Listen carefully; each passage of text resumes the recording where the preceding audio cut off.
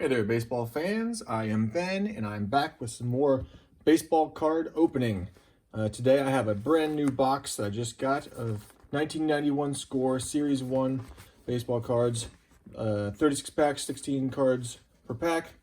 I know that these are not worth anything. They're like 4 million of them made, but I love this series. I loved it as a kid. I love it now because I love opening it and seeing they're like color coded within the pack. I love the number of subsets they have within this set. There's, I don't know, something like 20 different subsets, all kinds of things with rifle arms, riflemen, and the Master Blaster, and the All Stars with the big giant heads, artist drawings. So I actually love just opening these cards. Like I said, not worth much of anything, but just super fun to be a part of. So I'm gonna grab a stack of these and we'll go through them. I'm hoping to pull out of this, some of my favorite players: Sean Dunston, Ryne Sandberg, Mark Grace, Nolan Ryan. And there's an off chance that we might pull a Mickey Mantle or a Mickey Mantle autograph if we're really lucky out of this.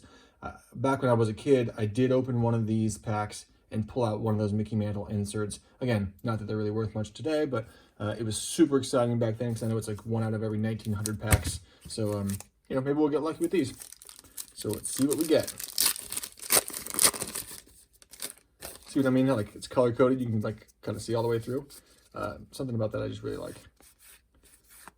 Don Mattingly, Donnie Baseball right there. It's a nice one to start with. And of course, we're going to be looking for a whatever happened to that guy. Dave Segay. I kind of wonder what happened to that guy. So we'll put him aside. Maybe he'll be that winner for us today. Jose Canseco, there's that all-star subset that I was talking about.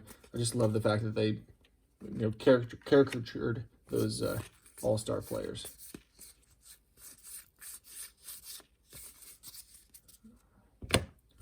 I think they always start with that dark blue and then go through the same kinds of colors.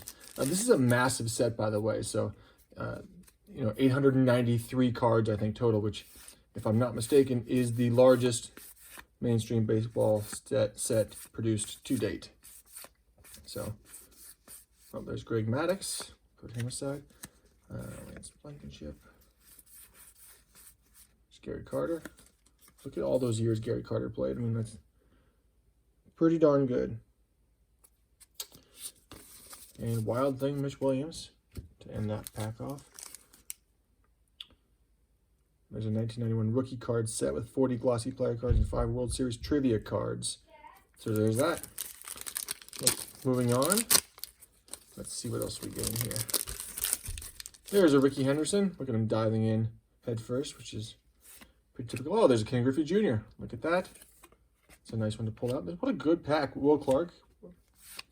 Oh my goodness. And a Nolan Ryan. This is like the best pack ever. I'm going to put that aside for my personal collection. Man, it just doesn't get much better than that. Those first few right in a row. And a Mark Grace. Again, for my personal collection. This pack will go down as one of the greatest packs opened in, at least today. Noticing that some of these have some condition issues on them, so I'm not sure if these are tossed around a little bit in the 30 years they've been in storage or moving around. Like I'm seeing a bent corner here and there. So just because they're freshly pulled from packs does not mean mint condition. I'll put it that way. Another thing about this score set, not that they're worth anything, but there were not any cutting or centering issues like there are with a lot of other brands. I mean, Donruss and Fleer and Topps, all of them are pretty famous for having some poor. That's a great picture of Roberto Alomar. Some pretty poor centering and cutting, but I don't think Score really had those problems. So whatever they had going on, they were much better at it.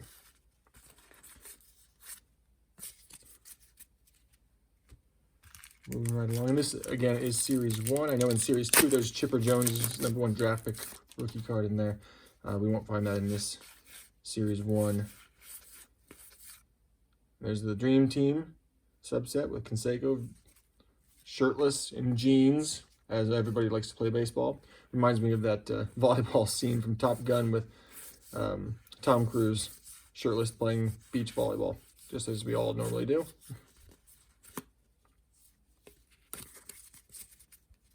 And I know the Upper Deck really, stepped up the game with card quality and photography, but Score was really kind of even before that, going back to 88, really doing kind of photo quality cards, and they really keep that up here. I mean, like, this is a really good photo set they have in this set.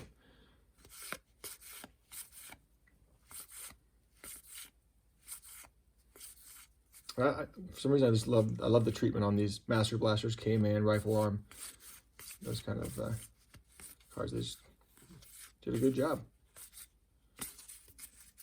Just really appreciate the creativity and, again, giving collectors and fans more cards to look at and collect than just the standard ones. So, it's Paul Molitor. Put him aside. There's Wade Boggs. There's Caricature. Oh, there it is. Sean Dunston, the Rifleman. I have probably a couple dozen of those, but I love that card. Add that to my personal collection. There's Paul O'Neill.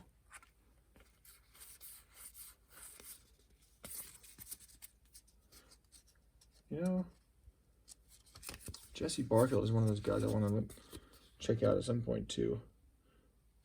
If you look through his stats here, he had a 40 home run season in '86. You know, quite a player. Maybe he'll be whatever happened to that guy. Been playing a lot of Nintendo lately, like the classic NES with my kids. And RBI Baseball is one of the ones we like to play. And Jesse Barfield is a power hitter in the original RBI Baseball, for sure. There's another Jose Canseco.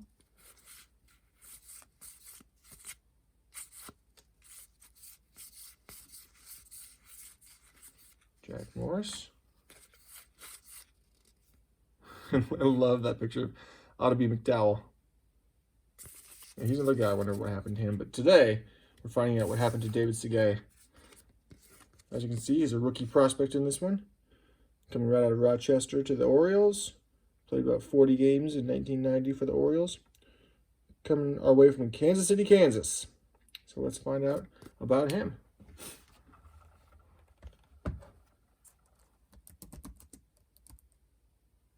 Just want to make sure I spell this right.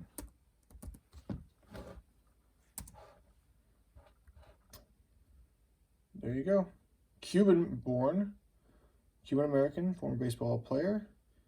Started in 1990, and the last appearance was in 2004 for the Orioles. During that time, hit .291 with 139 home runs, 684 RBIs. Played for a lot of teams, but those are some decent numbers.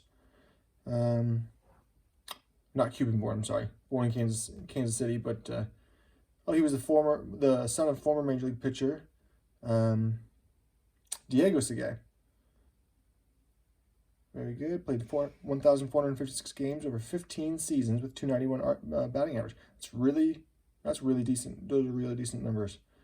One of the players who had taken HGH during his major league career. But he had a doctor's prescription to counter deficiency, so maybe not so scandalous. But he also used anabolic steroids. So there you go. So definitely, but he never had any spikes in his home runs. Yeah, nothing much beyond baseball, but, you know, another one of those 90s baseball players who got caught up in the the PED scandal. So, Dave Segay, shame on you. That's cheating, my friend. Hope you guys enjoyed this one, and we'll see you next time.